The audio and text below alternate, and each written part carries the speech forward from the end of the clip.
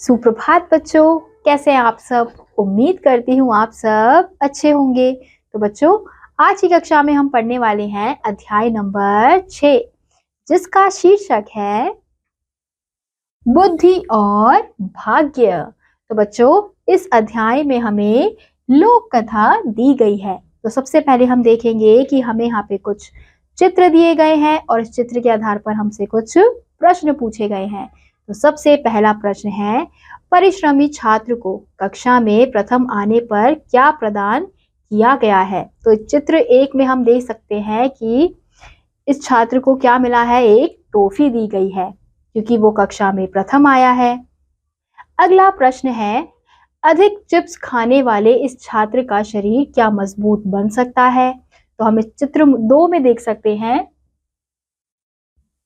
ये जो छात्र है वो क्या खा रहा है, चिप्स खा रहा है। तो चिप्स खाने से इसका जो शरीर है वो मजबूत नहीं बनेगा, बल्कि क्या हो जाएगा, बहुत ज्यादा कमजोर हो जाएगा। इसे अनेक बीमारियां लग सकती हैं। अगला प्रश्न है, क्या धन से अच्छी बुद्धि खरीदी जा सकती है। तो बच्चों, हमें यहाँ पे बताना है कि क्या हम धन से अच्छी बुद्धि खरीद सकते हैं। तो इसका उत्तर है नहीं, हम धन से कभी भी अच्छी बुद्धि नहीं खरीद सकते हैं। अगला प्रश्न है, क्या भाग्य के भरोसे रहकर सफलता प्राप्त की जा सकती है। तो बच्चों, भाग्य के भरोसे रहकर आपको सफलता नहीं मिलती है। आपको भाग्य के साथ साथ आपको मेहनत भी करनी पड़ती है, क्योंकि आप जब तक मेहनत नहीं करोगे और ये सोचोगे कि हमारे भाग्य में होगा तो हमें जरूर मिलेगा, तो ऐसा नहीं होता है। हमें भाग्य के साथ साथ मेहनत भी करना जरूरी होता है, तभी हमारा भाग्य बदलता है। अगला प्रश्न है, अच्छी बुद्धि होना किस प्रकार एक वरदान है। कक्षा में अपने विचार व्यक्त कीजिए। तो बच्चों, इस प्रश्न का उत्तर आपको बताना है कि अच्छी बुद्धि होना किस प्रकार का वरदान हो सकता है। अच्छा वरदान हो सकता है या बुरा वरदान हो सकता है, और इस विचार को आपको अपनी कक्षा में व्यक्त करना है। तो इसी के साथ हम अपने अध्याय की ओर बढ़ते हैं। जीवन में भाग्य के साथ साथ व्यक्ति में बुद्धि का होना भी आवश्यक है।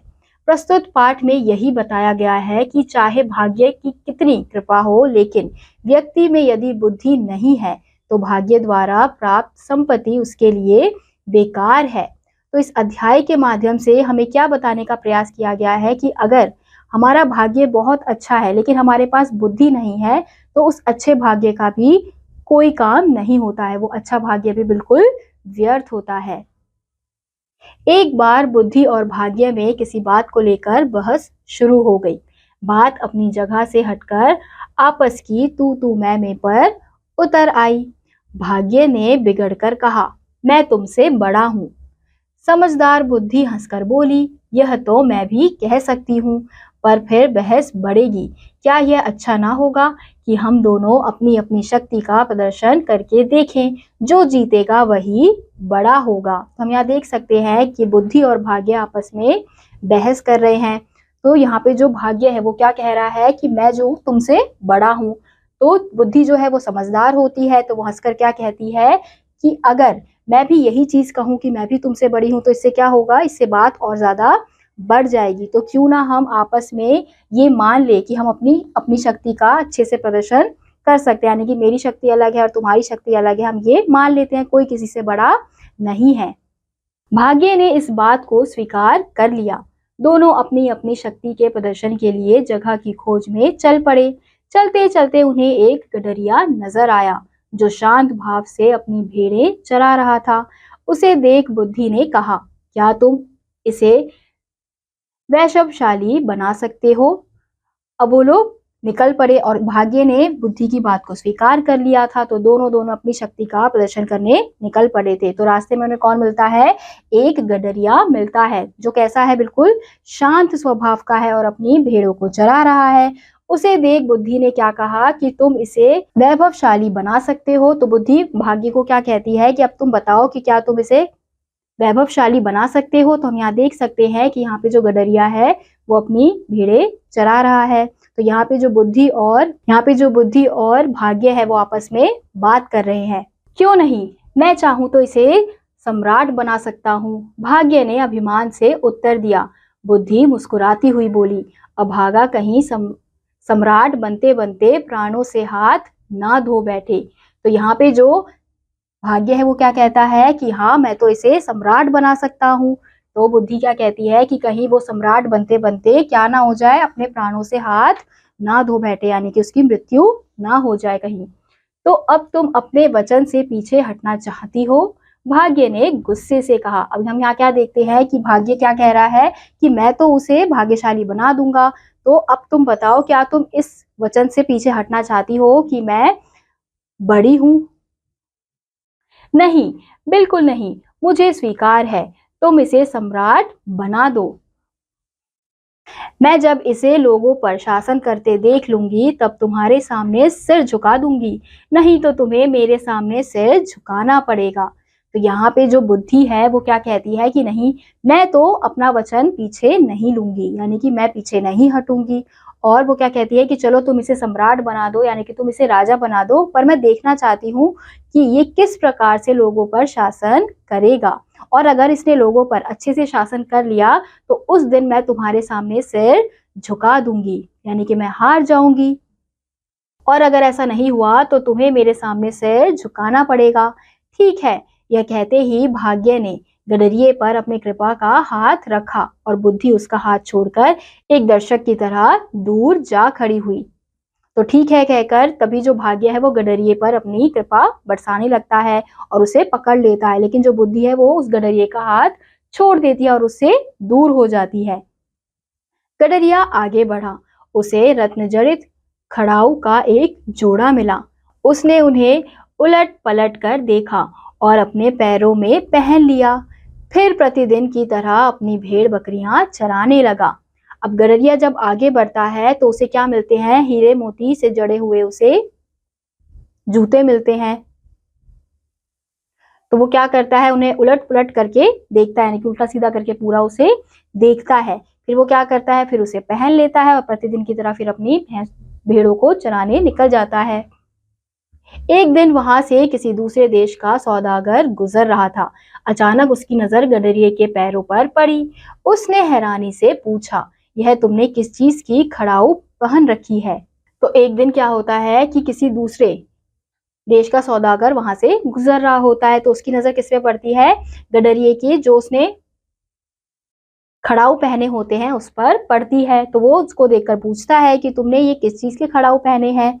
फिर ये पत्थर की है और बहुत भारी है, घिसती भी बिल्कुल नहीं है, गडरिये ने सरल भाव से उत्तर दिया। तो गडरिये ने क्या कहा कि ये पत्थर की बनी हुई है और इतने अच्छे पत्थर की है कि ये बिल्कुल भी घिसती नहीं है, यानी कि जो उसे पूछा गया उसने चुपचाप उसका उत्तर दे दिया।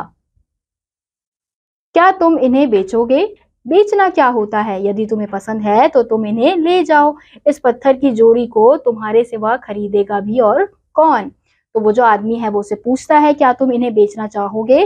तो वो क्या कहता है गडरिया कि इसे कौन बेचेगा, तुम्हें अगर पसंद आ रहे हैं तो तुम इसे ऐसे ही ले जाओ। उसे ये नहीं पता होता कि वो जो उसने पहना हुआ है वो कितना कीमती है। वो क्या कहता है कि अगर तुम्हें पसंद है तो तुम इसे ले जाओ, वैसे भी तुम्हारे अलावा इस चीज को खरीदेगा कौन? अच्छा बताओ, तुम्हें इसकी क्या कीमत दूं, क्योंकि यह खड़ाऊ का जोड़ा मुझे बहुत पसंद है, मैं इसे हर कीमत पर खरीदने के लिए तैयार हूँ। तो वो पूछता है कि चलो ठीक है, अब तुम मुझे बताओ कि तुम इसकी कीमत क्या लोगे, मैं इसकी कीमत तुम्हें क्या दूं, क्योंकि मुझे ये बहुत ज्यादा पसंद आ रहा है और मैं चाहता हूँ कि मैं किसी भी कीमत पे इसे ले लूं। अरे मुझे कुछ नहीं चाहिए, बस तुम मेरी झोपड़ी में एक बोरी भुने हुए चने रखवा दो। मैं रोज गांव जाने पर थक जाता हूँ, खा पी कर यही मस्त पड़ा रहा करूंगा। तो वो क्या कहता है गडरिया कि देखो मुझे तो वैसे कुछ नहीं चाहिए, बस तुम एक बोरी मेरी झोपड़ी में एक बोरी भुने हुए चने को रख दो, क्योंकि मैं जब घर जाता हूँ तो मैं बहुत ज्यादा थक जाता हूँ, तो जब मैं घर जाऊंगा तो मैं इसे ही खा पी कर सो जाऊंगा। सौदागर ने प्रसन्नता से चने की बोरी वहां रखवाई और खड़ाऊ का जोड़ा लेकर अपनी राह चल दिया।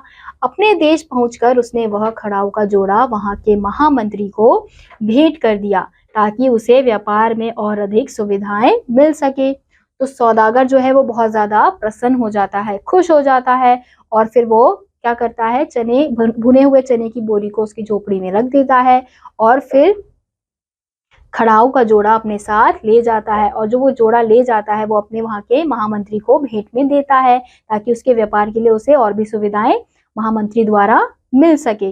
इधर गडरिये को नंगे पांव देख भाग्य ने रत्नों से जड़ा हुआ एक और बढ़िया खड़ाऊ का जोड़ा उसके सामने रख दिया।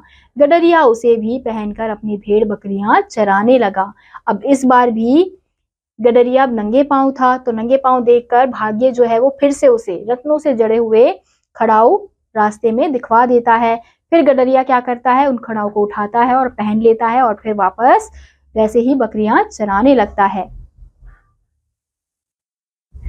कुछ दिनों बाद वही सौदागर उधर से फिर गुजरा। रत्नों से जड़ा हुआ खड़ाऊ का जोड़ा उसके पैरों में देख आश्चर्यचकित रह गया और मन ही मन सोचने लगा, इस गडरिये पर भाग्य की अपार कृपा दिखती है। फिर कुछ दिनों बाद क्या होता है, फिर से वो सौदागर वहीं से गुजर रहा होता है। फिर से वो क्या देखता है, गडरिये के पैर में वही खड़ाऊ फिर से है। तो वो देखकर वो फिर से आश्चर्यचकित हो जाता है। उसे लगता है कि इस पे तो भाग्य की बहुत अच्छी बरसात हो रही है, बहुत अच्छा हाथ है भाग्य का जो इसे बार बार ये खड़ाऊ मिल रहा है। उसने गडरिये से कहा, तुम्हें ऐसी बढ़िया खड़ाऊ कहाँ मिल जाती है? तो वो गडरिये से पूछता है कि तुम्हें इतनी अच्छी बढ़िया खड़ाऊ कहाँ से मिल रही है? अपने आप ना जाने कौन आकर इन्हें मेरी राह में रख जाता है, मैं तो बस इन्हें पैरों में पहन लेता हूँ। गडरिये ने सरलता से उत्तर दिया। तो वो क्या कहता है कि अपने आप ही मेरी राह पे पता नहीं कौन रख जाता है, मैं तो इन्हें देखता हूँ और फिर अपने पैरों में आराम से पहन लेता हूँ। फिर जो सौदागर है वो फिर से पूछता है उससे, क्या तुम इन्हें भी बेचना चाहोगे? हाँ हाँ ले लो। यह कहकर गडरिये ने अपने पैरों से खड़ाऊ उतारकर व्यापारी के सामने रख दी। तो फिर से उसने क्या किया, फिर से अपनी खड़ाऊ उतारकर व्यापारी के सामने रख दिया। उसने बोला हाँ हाँ क्यों नहीं। व्यापारी मन ही मन सोचने लगा कि अपने देश चलकर वहां के सम्राट की सेवा में इन्हें भेंट करूंगा, इसके बाद सम्राट से अपना मेल जोल भी बढ़ जाएगा। तो व्यापारी मन ही मन सोचने लगा था कि अब जब मैं जा रहा हूं तो अपने देश के वहां के सम्राट को मैं इसे जरूर भेंट करूंगा। फिर से क्या होगा, वहां के सम्राट यानी कि वहां के राजा से मेरा मेल जोल बढ़ जाएगा। उसने अब की बार 2 बोरी चने और 10 भेली गुड़ गडरिये की झोपड़ी में रखवा दिए और खड़ाऊ लेकर अपनी राह चल दिया। अब उसने क्या किया, इस बार 2 बोरी चने के और 10 भेली गुड़ के बोरे गडरिये में के घर पे रखवा दिए और फिर वहां से चल दिया। अपने देश जाकर वह सम्राट से मिला और अच्छी तरह सजाकर खड़ाऊ का जोड़ा उन्हें भेंट किया। सम्राट इतनी बेशकीमती खड़ाऊ को देखकर स्तब्ध रह गए। बोले, वाह, बहुत ही सुंदर खड़ाऊ है, तुम्हें कहाँ से प्राप्त हुई? तो अब उसने अपने देश में वापस जाकर सम्राट यानी कि अपने राजा को वो अच्छे से सुंदर तरीके से तैयार करके वो खड़ाऊ उसे भेंट कर दिए। फिर वहां के सम्राट ने उससे पूछा कि तुम्हें इतने अच्छे खड़ाऊ कहाँ से मिले? फिर सौदागर बोला, भारत सम्राट मेरे मित्र हैं, शिकार के समय मैंने उनके प्राणों की रक्षा की थी। इस पर खुश होकर उन्होंने यह खड़ाऊ मुझे पुरस्कार में दी। मैंने सोचा इतनी बहुमूल्य खड़ाऊ सम्राट के पास ही शोभा देंगी। आशा है आप इस दास की तुच्छ भेंट को स्वीकार करेंगे। तो सौदागर क्या कहता है कि भारत का जो सम्राट है यानी कि भारत के जो राजा है वो मेरे अच्छे मित्र हैं, तो शिकार के समय मैंने उनकी बहुत ज्यादा मदद की थी, तो इसलिए वो मुझे ये भेंट में दे देते हैं। तो मेरा मानना है कि इतने सुंदर खड़ाऊ तो किसी सम्राट के पास ही होनी चाहिए। सम्राट ने सौदागर की प्रार्थना सहर्ष स्वीकार कर ली। पुरस्कार के तौर पर सम्राट ने उसे 1 लाख मुद्राएं दी और पूछा, क्या भारत सम्राट के कोई जवान पुत्र भी हैं? तो सम्राट ने उसकी जो प्रार्थना है वो स्वीकार कर ली थी सौदागर की। तो पुरस्कार के तौर पर सम्राट ने उसे 1 लाख मुद्राएं मांगी थी। फिर उन्होंने क्या पूछा, क्या भारत सम्राट के कोई जवान पुत्र भी हैं? अभी वे खुद जवान और अविवाहित हैं, बहुत ही शांत और सज्जन हैं। सौदागर के पास अब झूठ बोलने के सिवा कोई चारा नहीं था। वह हर तरह से सम्राट को खुश करना चाहता था। तो उसने क्या उत्तर दिया कि अभी तो वो खुद ही जवान है, खुद अविवाहित है यानी कि खुद उनकी शादी नहीं हुई है। तो उनके पास, सौदागर के पास झूठ बोलने के अलावा कोई भी चारा नहीं था, क्योंकि वहां पे तो कोई सम्राट उसका दोस्त था नहीं, तो इसलिए वो झूठ बोल रहे थे और वो हर तरह से प्रयास कर रहे थे कि वो सम्राट को खुश रख सके। हूँ, कैसा रहे यदि उनके साथ हमारी राजकुमारी का विवाह हो जाए। अति सुंदर, वे इसे अपना सौभाग्य ही समझेंगे। सौदागर की आंखों में इस समय लाखों रुपए की बेशकीमती खड़ाऊ पहने हुए गडरिया घूम रहा था। तो वो कहता है कि क्यों ना उस राजकुमार से हमारी राजकुमारी का विवाह हो जाए, यानी कि भारत के जो राजकुमार है, भारत के जो सम्राट हैं, उनसे हमारी राजकुमारी का विवाह हो जाए। तो ये सुनकर सौदागर कहता है कि अरे ये तो बहुत ही सौभाग्य की बात है, मैं तो इसे अपना सौभाग्य समझूंगा। और सौदागर की आंखों में उस समय कौन लाखों के रुपए की बेशकीमती खड़ाऊ वो गडरिये पहने घूम रहा था, क्योंकि उसे वो खड़ाऊ कहाँ मिला था, उस गडरिये के पास ही मिला था। सम्राट ने प्रसन्न होकर सौदागर को हर तरह की सुविधाएं और राजदूत की पदवी दे दी। बोले, अब तुम जाकर अपना काम शुरू करो। तो सम्राट ने बहुत प्रसन्न होकर सौदागर को हर तरह की सुविधाएं प्रदान की थी और राजदूत की पदवी भी दे दी थी, और बोले कि अब तुम जाकर अपना काम शुरू करो, यानी कि तुम सम्राट के पास जाओ, भारत के सम्राट के पास जाओ और मेरी पुत्री का विवाह का प्रस्ताव उनके सामने रखो। सौदागर प्रणाम करके चला तो गया, पर उसका दिल चिंता के बोझ से दबा हुआ था। अब वो प्रणाम करके वहां से निकल तो गया, अब उसे पता है कि वहां उसका कोई सम्राट दोस्त नहीं है। उसका जो दिल है वो चिंता से डूबा हुआ था। अब वो चिंता कर रहा था कि वो कैसे वहां के सम्राट को यहाँ पर लेकर आएगा। ऊंटों पर सैकड़ों मन पीतल लदवाकर वह फिर व्यापार के लिए निकला। चलता चलता वह वहीं उस गडरिये की झोपड़ी के पास पहुंचा। गडरिया दूर कहीं भेड़े चराने गया हुआ था। सौदागर ने अपने नौकरों को ऊंटों से सामान उतारकर पड़ाव डालने की आज्ञा दे दी।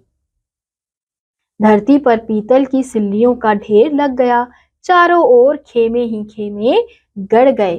तो वो ऊंटों पर सैकड़ों मन पीतल लदवाकर अपने व्यापार के लिए फिर से निकल गया था। तो वो वहां पर कहां पर गया था, सीधा वो उसी गडरिये की झोपड़ी के पास गया था। और गडरिया दूर कहीं अपने भेड़ों को चराने के लिए गया हुआ था। तो सौदागर ने अपने नौकरों को ऊंटों से सामान उतारकर पड़ाव डालने की आज्ञा दे दी थी, और धरती पर पीतल की सिल्लियों का ढेर लग गया था और चारों ओर खेमे ही खेमे गड़ गए थे। शाम को गडरिया लौटा। दोनों एक दूसरे को देखकर खिल उठे। गडरिये के पैरों में अब एक और बेशकीमती खड़ाऊ का जोड़ा था। अब शाम को जब गडरिया लौटा और उसने उस व्यक्ति को देखा, तो वो दोनों एक दूसरे को देखकर बहुत ज्यादा खुश हो गए थे। फिर से वो क्या देखता है कि उसके पैर में फिर से खड़ाऊ का जोड़ा है। यह देखकर सौदागर के आश्चर्य की सीमा ना रही। सोचने लगा, जरूर यह आदमी कोई जादूगर है। भाग्य पूरी तरह से इसे सहयोग देने पर तुला हुआ है, और इस मूर्ख को पता भी नहीं है कि वह अपने पैरों में कितनी कीमती चीज पहने हुए है। तो सौदागर जब वो देखता है तो वो फिर से आश्चर्य हो जाता है और यही सोचता है कि भाग्य तो इसका बहुत साथ दे रहा है बार बार, यानी कि ये तो कोई जादूगर है, क्योंकि बार बार इसे बेशकीमती खड़ाऊ मिल रहे हैं। तो वो सोचता है कि इस बुद्धू को पता भी नहीं है कि ये कितनी बेशकीमती खड़ाऊ पहनकर ऐसे ही घूम रहा है। फिर सोचने लगा, देखने में भी सुंदर है, इसे सम्राट क्यों ना बनाया जाए। कुछ रुपया मेरे पास भी है, यह चरागाह और इधर उधर की जमीन खरीद लूंगा, यही महल और किला बनवा लूंगा, कुछ सैनिक और नौकर रख लूंगा, और फिर विवाह के बाद जो कुछ दहेज मिलेगा वह सब भी तो अपना ही होगा। यह राजा और मैं मंत्री। यह सोचते हुए उसके होठों पर मुस्कान नाचने लगी। तो उस सौदागर ने क्या सोचा कि ये देखने में भी अच्छा है, तो क्यों ना इसे ही सम्राट बना लिया जाए। अब जो भी पैसे मिलेंगे उसे मैं भी रख लूंगा, तो ये राजा बन जाएगा और मैं इसका मंत्री बन जाऊंगा। भाग्य ने उसके हृदय के भाव पढ़े, खिल उठा। बुद्धि मुस्कुरा उठी। भेड़ बकरियों को अपनी अपनी जगह बांधकर थका हुआ गडरिया पीतल की सिल्लियों के ढेर के साथ सहारा लेकर बैठ गया और सौदागर से बोला, अब की बार तुम बहुत जल्दी लौट आए। तो उस सौदागर की बात सुनकर भाग्य समझ गया था कि उस सौदागर के मन में क्या चल रहा है, तो वो उसकी बात को जानकर बहुत ज्यादा खुश हो रहा था और बुद्धि भी मुस्कुरा रही थी। तो बेचारा भेड़ बकरियों को चराकर वो क्या करता है, थका हारा घर आता है तो वो बैठता है और फिर उससे पूछता है कि तुम तो इस बार बहुत जल्दी आ गए। हाँ, बहुत काम आ पड़ा था, अब मैं तुम्हारे पास कुछ दिन रहूंगा, तुम्हें कुछ एतराज तो नहीं? अरे वाह, कैसी बातें करते हो, जंगल में मंगल हो जाएगा, बस मेरी भेड़ बकरियों को तुम्हारा कोई आदमी ना छेड़े। तो वो क्या कहता है कि हाँ, इस बार मुझे बहुत ज्यादा काम है तो इसलिए मैं कुछ दिन यहीं रहूंगा, तो इसलिए मैं तुम्हारे पास रहूंगा, तो तुम्हें कोई एतराज तो नहीं है? तो वो कहता है कि नहीं, मुझे कोई एतराज तो नहीं है, बस तुम्हारे आदमी मेरे भेड़ बकरियों को ना छेड़े। अरे, अब तुम इन भेड़ बकरियों की चिंता मत करो, मैं तुम्हें सम्राट बनाने वाला हूँ। तो वो सौदागर क्या कहता है कि तुम इन भेड़ बकरियों के बारे में अब मत सोचो, मैं तुम्हें क्या बनाने वाला हूँ, सम्राट यानी कि राजा बनाने वाला हूँ। सम्राट वह क्या भला होती है? गडरिये ने हैरानी से पूछा। तो यानी कि उस गडरिये को सम्राट का मतलब भी नहीं पता था कि सम्राट वो क्या होता है। सम्राट महाराज, मतलब कि आसपास के इलाके के जितने भी आदमी हैं वह सब तुम्हारी चाकरी करेंगे, मैं अपने देश की राजकुमारी से तुम्हारा विवाह भी कराऊंगा। तो वो बताता है कि सम्राट मतलब महाराज, मतलब कि तुम्हारे इलाके के जितने भी आदमी हैं वो तुम्हारी सेवा करेंगे और मैं अपने देश की राजकुमारी का विवाह तुमसे कराऊंगा। मेरा विवाह? तुम्हारी बातें तो मेरी समझ में आ नहीं रही, पर ठीक है, जो तुम्हारी इच्छा हो सो करो, बस मेरी भेड़ बकरियों को कोई कुछ ना कहे। यह कहते कहते वह अजीब मूर्खता से हंस दिया। तो वो क्या कहता है कि मेरा विवाह? फिर तुम्हारी बातें मेरी समझ में बिल्कुल भी नहीं आ रही है, लेकिन अगर तुम्हारी जो इच्छा है वो तुम करो, बस मेरी भेड़ बकरियों को कुछ भी नहीं होना चाहिए। और ये कहते कहते वो मूर्खता से हंसने लगता है। तभी अचानक सौदागर की नजर पीतल के ढेर पर पड़ी। वह आंखें फाड़कर देखता ही रह गया। पीतल में एक अजीब तरह की चमक आ गई थी। अब वह पीतल का नहीं, सोने का ढेर था। वह सोचने लगा, ओ, यह आदमी कितना भाग्य का बली है, इसे सम्राट बनाना कुछ कठिन काम नहीं, यह तो सम्राट बना बनाया है। तभी उसकी नजर कहाँ पड़ती है, पीतल के ढेर पर पड़ती है। तो वो क्या देखता है कि वो जो पीतल का ढेर है वो क्या बन गया है, अब सोने का ढेर बन चुका है। तो वो क्या सोचता है कि ये आदमी तो पहले से ही क्या है, सम्राट है, वैसे ही अमीर है, तो इसे तो सम्राट बनाने की वैसे भी जरूरत नहीं है, क्योंकि भाग्य तो इस पे वैसे ही बहुत ज्यादा न्यौछावर हो रही है। भाग्य ने जीते हुए वीर की तरह अभिमान से बुद्धि की ओर देखा। बुद्धि ने मजाक में ही उत्तर दिया, कोई बात नहीं, अभी आगे बढ़ो। तो भाग्य जो है वो बहुत ज्यादा अभिमान कर रहा होता है और अभिमान की मुस्कुराहट से बुद्धि को देख रहा होता है। तो बुद्धि कहती है कि कोई नहीं, अभी आगे बढ़ो। सौदागर ने अपना सोचा हुआ काम शुरू कर दिया। सोना बेचकर जमीन खरीदी, महल और किला बनवाया, सेना भर्ती की, अब बेशुमार दौलत उसके पास थी। वहां के जागीरदारों को मुंह मांगा रुपया देकर कुछ जागीरें भी खरीद ली। अब उसने क्या किया, उसने जो भी सोना उसे नजर आ रहा था, जो पीतल सोना बन गया था, उसको बेचकर उसने क्या किया, जमीन खरीदी, महल बनवाया, किला बनवाया, सेना भर्ती की। अब बेशुमार दौलत उसके पास हो चुकी थी और वहां के जागीरदारों को मुंह मांगा रुपया देकर उनसे कुछ जागीरें भी खरीद ली। गडरिये के लिए बढ़िया बढ़िया कपड़े बनवाए। सजा हुआ गडरिया शक्ल सूरत से तो अब राजा लग रहा था, पर वास्तव में उसे राजा का अर्थ भी नहीं पता था। तो सौदागर ने क्या किया, उस गडरिये के लिए बहुत ही अच्छे अच्छे कपड़े मंगवाए।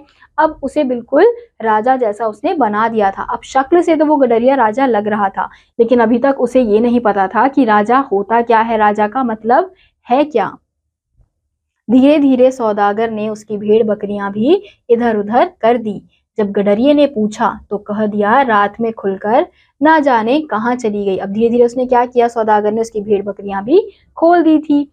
फिर उसने क्या उत्तर दिया कि ना जाने पता नहीं कहाँ चली गई है। गडरिया सबके सामने ही बहुत रोया, चीखा चिल्लाया। सौदागर खींच उठा, अजीब मूर्ख से पाला पड़ा है, बुद्धि तो इसे छू तक नहीं गई। वह गडरिये से कड़क कर बोला, खबरदार, जो आगे से किसी के सामने चीखे चिल्लाए, जो बात कहनी हो मेरे कान में आकर कहा करो। तो गडरिया जो है वो सबके सामने बहुत रोता है, चीखता है, चिल्लाता है। फिर सौदागर देखता है, बोलता है कि कैसे मूर्ख से पाला पड़ा है, बुद्धि तो इसे छू कर भी नहीं गई है, यानी कि इसे तो बुद्धि छू भी नहीं रही है, क्योंकि उसे अंदाजा भी नहीं है कि वो भेड़ बकरियों को छोड़कर वो राजा बन गया है। तो इसलिए उसे गुस्सा आ रहा है, तो वो गुस्से में बोलता है कि तुम मेरी बात सुनो, आज के बाद से तुम कभी भी ऐसे चिल्लाकर नहीं रोगे, अगर तुम्हें कुछ भी कहना होगा सबसे पहले तुम मेरे कान में कहोगे। यह देख ताना मारते हुए बुद्धि ने भाग्य से कहा, देख रहे हो तुम्हारे सम्राट की क्या दशा हो रही है। फिर ये देखकर जो बुद्धि है वो भाग्य को ताना मारती है कि देख रहे हो तुम्हारे सम्राट यानी तुम्हारे राजा की क्या दशा हो रही है। भाग्य बोला, बुजुर्ग को कहने का अधिकार है। बुद्धि हंस दी। इधर सौदागर ने अपने महाराज को विवाह की सूचना भेज दी थी। बात पक्की हो गई, विवाह का दिन भी तय हो गया था। अब सौदागर ने क्या किया, अपने महाराज को विवाह की सूचना भेज दी थी, अब सब कुछ तय हो चुका था। समय पर सौदागर गडरिये को दूल्हा बनाकर शाही बारात सजाकर विवाह के लिए निकला। बारात का ठाट देखते ही बनता था। हाथी, घोड़े और रथों की बहुत ही लंबी कतार थी। दूल्हे के साथ सौदागर हाथी पर बैठा आगे आगे चल रहा था। उससे आगे शहनाई बजती जा रही थी। लड़की वालों ने भी जोरदार स्वागत किया, पर यह सब देख गडरिया बहुत परेशान था। उसने सौदागर के कान में कहा, ये लोग क्यों आए हैं? कहीं मुझे पकड़ने तो नहीं आए? कहीं मेरी भेड़ बकरियां तो इनके खेत में चरने को नहीं चली गई थी? तो अब जो गडरिया है वो दूल्हा बनकर शाही बारात में सजकर बैठा हुआ है और उसके विवाह की बहुत अच्छे से तैयारी हो रही है। हाथी, घोड़े, रथों में सब लंबी कतार में लगे हुए हैं। तो उनको देखकर उसे ऐसा डर सा लग रहा है गडरिये को कि ये लोग यहाँ पर क्यों आए हैं, कहीं मुझे पकड़ने तो नहीं आए हैं, कहीं मेरी भेड़ बकरियां इनके खेतों को तो नहीं खा गई। स्वागत करने वालों में से महामंत्री ने सौदागर से पूछा, क्या सम्राट ने कुछ हमारे लिए आदेश दिया है? तो स्वागत करने वालों में से जो महामंत्री थे उन्होंने सौदागर से पूछा कि क्या सम्राट ने कुछ उनके लिए आदेश दिया है, यानी कि कोई राजा ने उनके लिए आदेश दिया है। सौदागर ने कहा, हाँ, हमारे सम्राट का कहना है कि स्वागत में आए हुए प्रत्येक आदमी को 10-10 सोने की मोहरें इनाम में दे दी जाएं। तो वो क्या कहता है कि हाँ, हमारे राजा ने कहा है कि जो भी विवाह में आएगा उसको क्या दी जाए, उसको 10-10 सोने की मोहरें दी जाएं। चारों ओर गडरिये सम्राट की जय के नारे गूंज उठे। भाग्य ने अट्ठान लगाते हुए बुद्धि की ओर देखा। बुद्धि शांत भाव से बोली, पर यह सब तो सौदागर की मेहरबानी से ही हुआ है ना, क्योंकि मैंने सौदागर का साथ नहीं छोड़ा। सौदागर के सहारे मैं और तुम अपनी अपनी मंजिल की ओर बढ़ रहे हैं।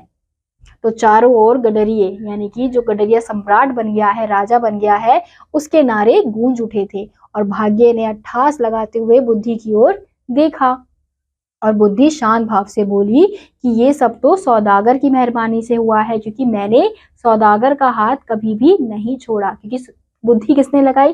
सारी बुद्धि सौदागर ने लगाई।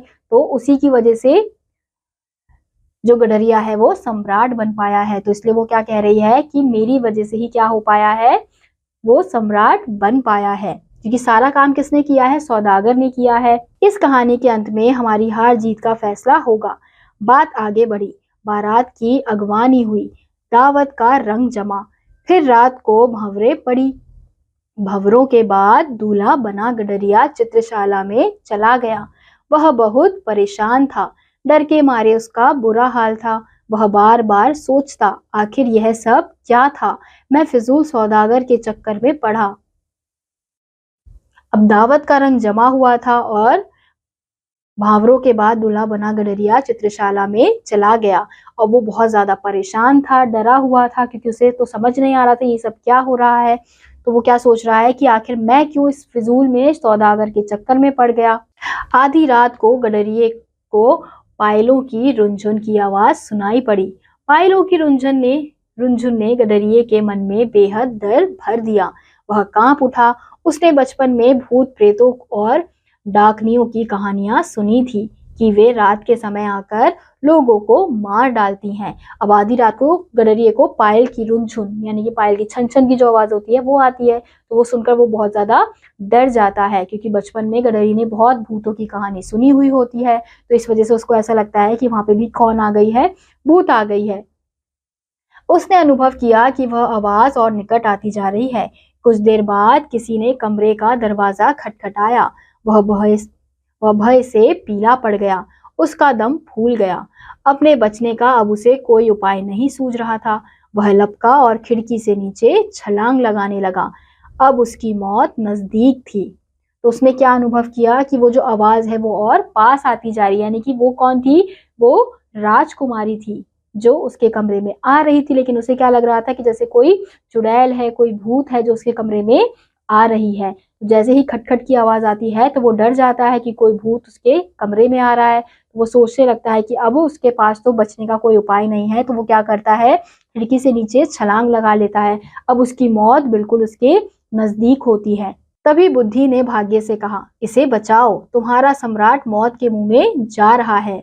तभी बुद्धि क्या कहती है भाग्य से कि अब वो कूद गया है, तो अब इसे बचाओ, तुम्हारा जो सम्राट है वो कहाँ जा रहा है, मौत के मुंह में जा रहा है, यानी कि मरने जा रहा है। भाग्य चुपचाप खड़ा था, उसकी समझ में कुछ नहीं आ रहा था।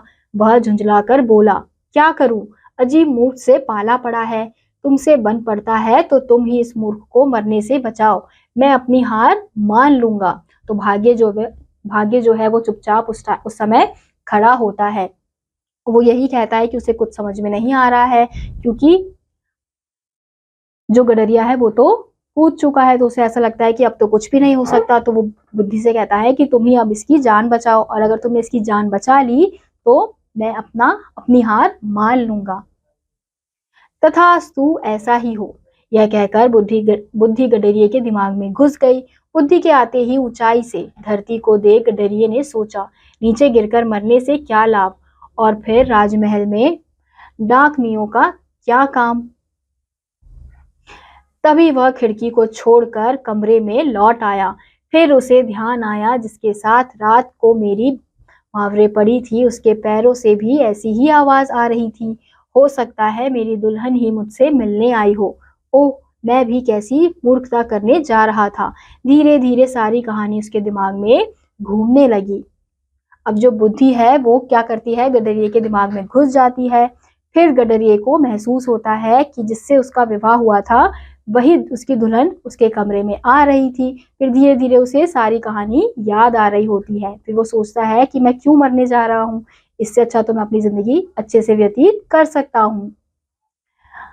अब उसने हंसते हुए द्वार खोल दुल्हन का स्वागत किया। दोनों खिल उठे। दूसरी ओर भाग्य बुद्धि के सामने अपनी हार मानकर सिर झुकाए खड़ा था। तो अंत में हम क्या देखते हैं कि किसकी जीत होती है बच्चों, बुद्धि की ही जीत होती है। तो इसलिए कहा जाता है कि केवल भाग्य होने से आप सफल नहीं हो सकते। अगर आपका भाग्य बहुत अच्छा भी है, तो अगर आपके पास बुद्धि नहीं है तो आप उस भाग्य को व्यर्थ ही जाने देते हो। तो इसलिए भाग्य और बुद्धि का दोनों का अपना अपना कार्य होता है।